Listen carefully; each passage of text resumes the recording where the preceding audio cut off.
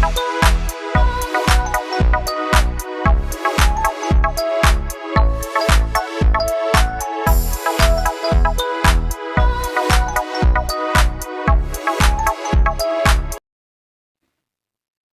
Friends, मो प्रियंका स्वागत जनाऊँगी आपण मानक मो यूट्यूब चैनल प्रिया हंग्री जॉइन को।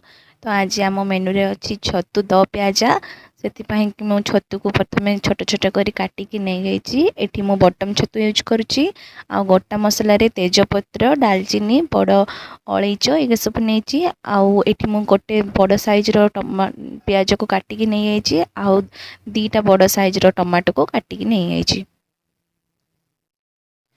तापर ये मो कैप्सिकम को क्यूब साइज रो काटी नहीं आउ एथिरे होची अदा रसुण पेस्ट आउ एथिरे किछि काजू प्याज को क्यूब साइज रो काटी नहीं। तापर एठी आमे तेल गरम करली कड़ाई बसेकी तापर आमे छोट छोट करी काटी के रखितबा आलू को देलु। आलू को भल भाव में फ्राए करबा सेति पय मु सेतिरे हळदी गुंड देली आउ सेतिरे टिके लूण दबा स्वाद अनुसार। तापर ताको भल भाव में आमे फ्राए करनबा। आलू गुड़ी को टिके भल से गलैकी ढांकुणी देकी बंद करदबा। प्राय 10 मिनिट लगे आलूटा फ्राए हवापाई का। देखंतु एबे 10 मिनिट हो जाइए आलू भल भाव में फ्राए हो जाइए।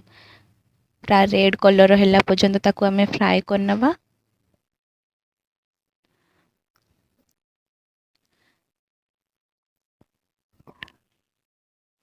तापर मु एबे आलू को बाहर कर नहीं। तापर कड़ाई रे आउ टिके तेल दबा। एबे आमे तेल रे मशरूम गुड़ी को भल भाव में फ्राए करबा। देखो मशरूम गुड़ी को धोईकी भल भाव में परिष्कार करके नहीं। एबे ताको पानी रे छाणी के आमे पकेदेलु। तापर सेथिरे आमे हळदी दबो आउ लूण टिके दबो। तापर मशरूम को भल भाव में आमे कोन करबु ना फ्राए करनबो।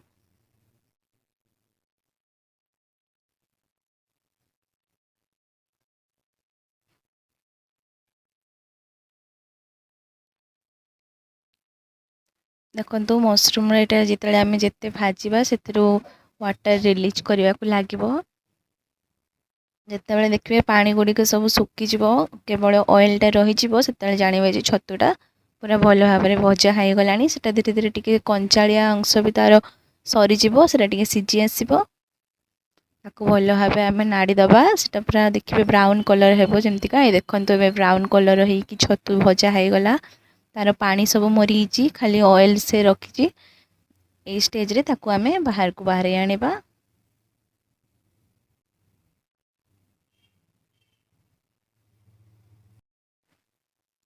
देखंतु केते सुंदर ब्राउन कलर है हमर छतु भजा। एबे कड़ाई रे टिके तेल नेली। एबे आमे मसला प्रस्तुत करनबा मशरूम दो प्याजा पाई। एथरे जो गोटा मसला मु नेतली तेजपत्र आउ जो गुजराती अलैच ताकू देली। तापर एठी आमे कटा हे के रखाइतबा प्याज को दबा। प्याज को एठी मु पूरा छोट छोट करिकी फाइन शेप रो काटी नेछि।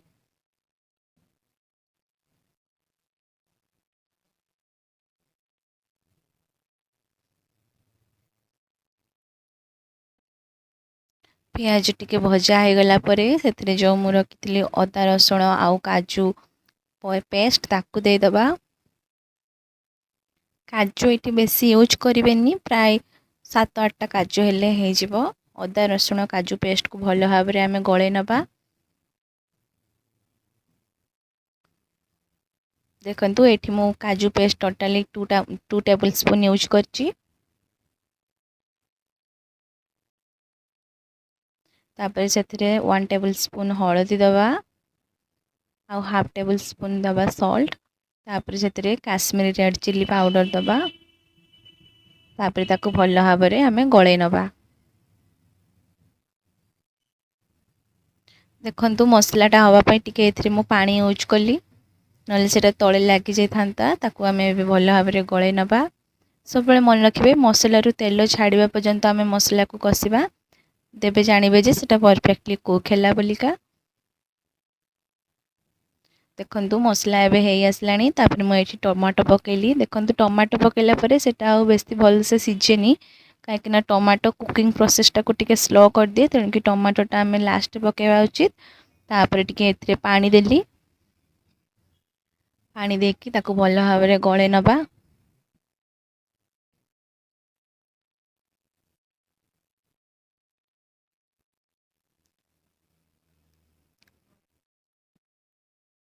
देखंतु मसलाटा कषिबार मु एबे प्राय 5 मिनिट हो गलानी। मसला धीरे धीरे तेल भी छाड़ी आसलानी।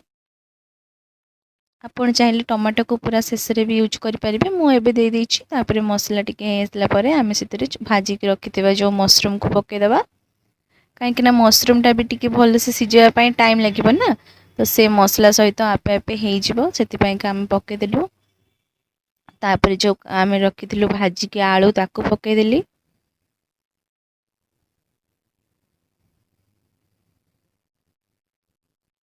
ताको भल भाबे गळे नबा। एबे आमे ए जो छतु आउ आलू आउ जो मसला को प्राय 10 मिनिट पर्यंत भल भाव में कषि नबा। सेति आउ टिके पानी देली देले सेटा सिझिबारे हेल्प करिवो।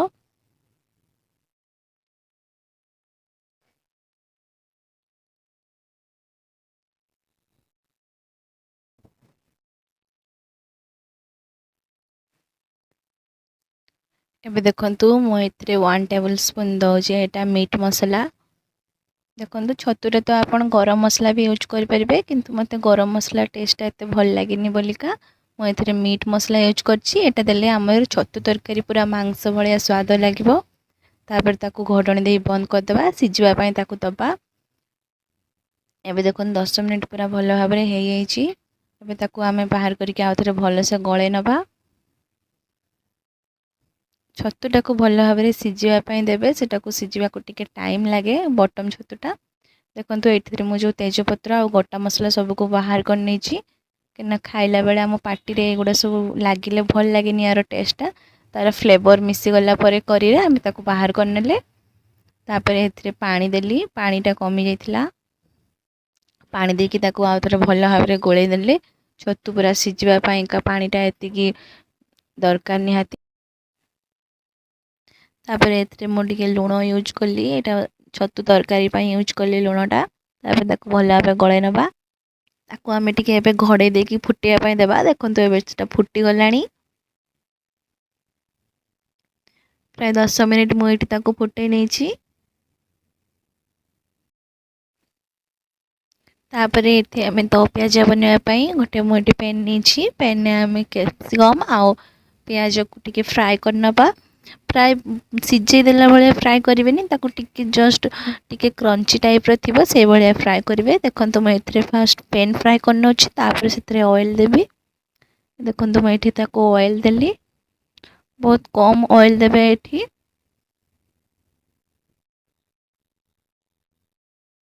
तापर ताको भल भाव टिके फ्राई करनबा।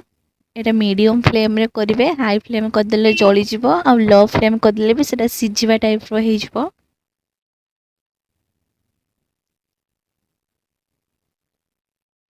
मीडियम फ्लेम रे प्राय 5 मिनिट ताको फ्राई करनबा भल से। देखंतु एठी मु टिके लूण देली।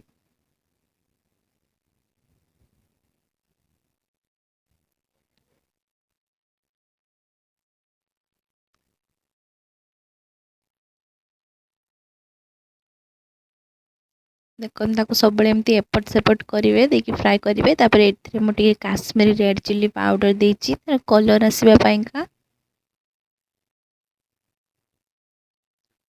ताको आउथरे एपट सेपट करिकि भल भाबरे फ्राई करनबा। देखंतु टिके ब्राउन कलर आसी गलानी हमर अनियन ऊपर भी, आ कैप्सिकम भी टिके कलर हे आसलानी। ए स्टेज पर्यंत आमे ताको फ्राई करबा। एमती का स्टेज आसी गला परे आमे ताको पैन नु बाहर करनबा। तापर देखंतु से जो भजा हे गला हमर कैप्सिकम आ प्याज, ताको आमे से मसला करी रे पके देले। तापर ताको भल भाबरे घांटी नबा।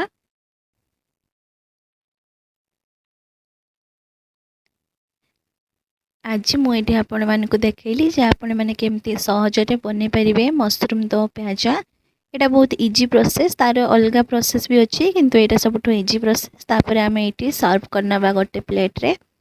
आज मेनू रे थिबा मशरूम दो प्याजा एवं रेडी हो जाए।